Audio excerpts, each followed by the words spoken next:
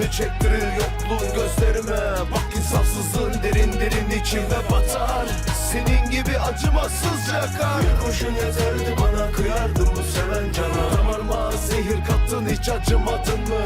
Ölümüne severdin ya, hiç pişman olmadın mı? Canıma can, kanıma kanlı, söyle kalbin yanmadı mı? Uçurum yeterdi bana, sıkardım bu cana.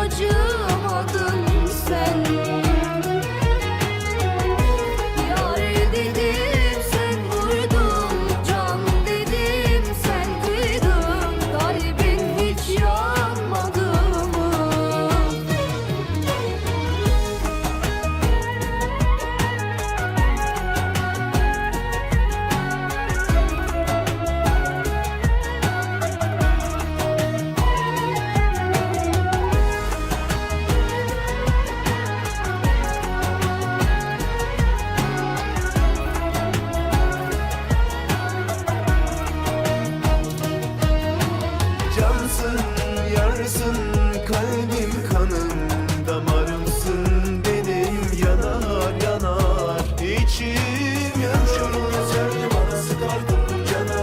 Cansın, yarsın kalbim, kanım, damarımsın benim, yanar yanar içim yanıyor. Yeterli bana, sıkardım bu cana.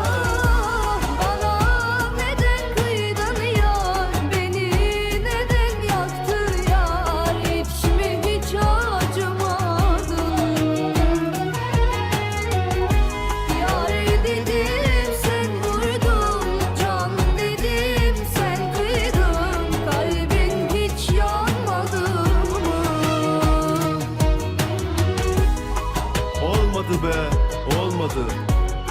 Çok sevdim ama olmadı. Beni böyle bıraktın ya, inan gücüm kalmadı.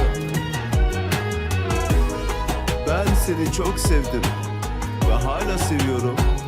Bak, sana kıyamadım ama sen beni